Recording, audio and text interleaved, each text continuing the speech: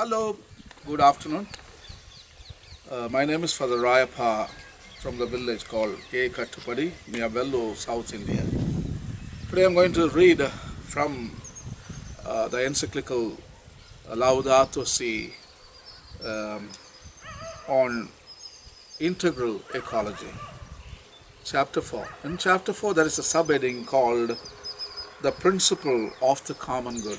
So I'm going to read two paragraphs in this shooting. 156, 156, 157. So again, Pope Francis is talking about human ecology.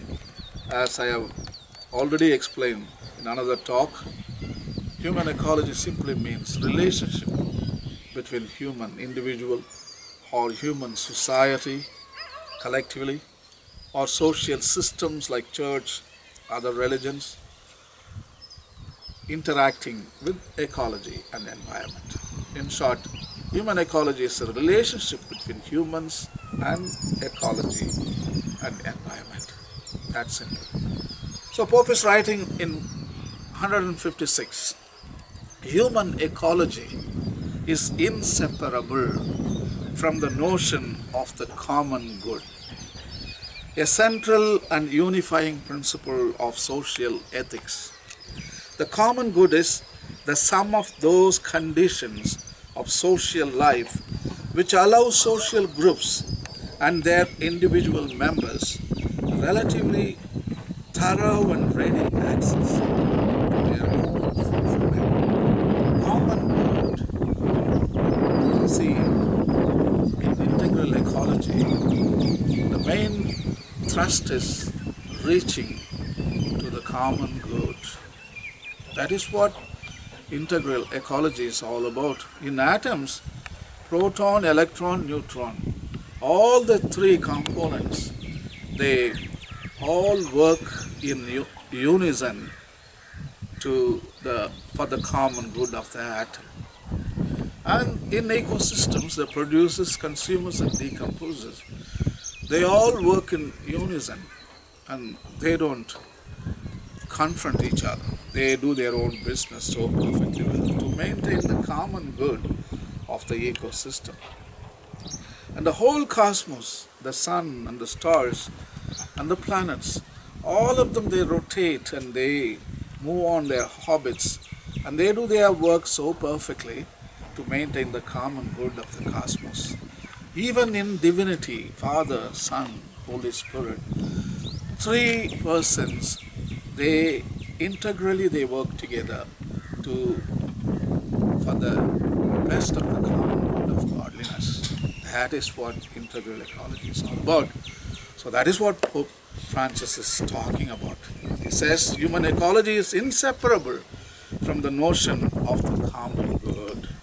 So common good is everybody feels content, everybody feels equal, everybody feels integral, not isolated, one in creation. And also everybody feels the relationships intact, the three integral relationships with God, with fellow humans, and with creation. When these three, they are integral and they are always working in working order, I think we have attained common good. So that is what Pope Francis is talking about in paragraph number 156. So we continue to 157 now.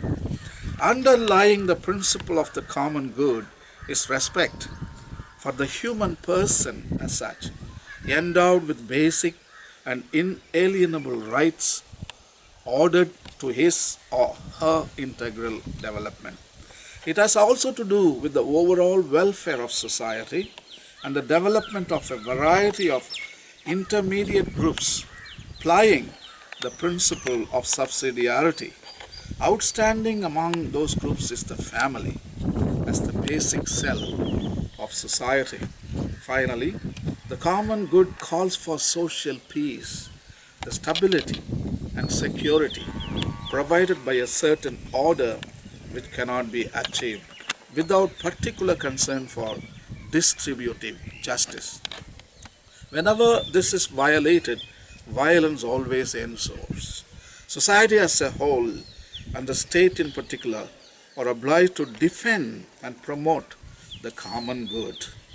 So I think showing respect to each human person and uh,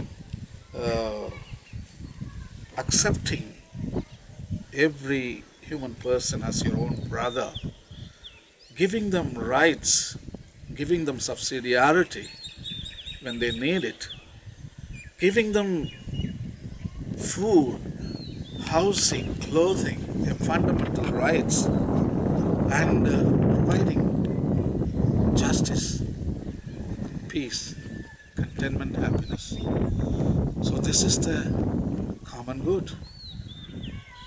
So when there is conflict in this, when human person uh, doesn't receive all this, then violence erupts, conflicts arise, and war. So common good is at stake. So Pope Francis is asking the politicians or the people in power like United Nations to defend and promote the common good when it is threatened. So this is the uh, very important task of government and also individual. Individual also should take responsibility to maintain and to promote common good.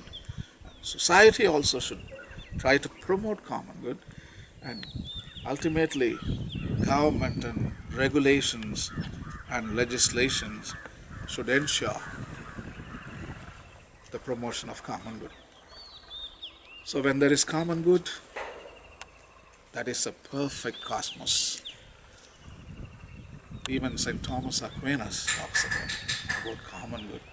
Ultimately, common good is the essence and the law and the truth of our existence. Please read Laudato Si, Pope Francis's encyclical on ecology and environment, and paragraph number 156, 156, and 157. I think you'll be able to understand much better. Happy reading and God bless. Thank you.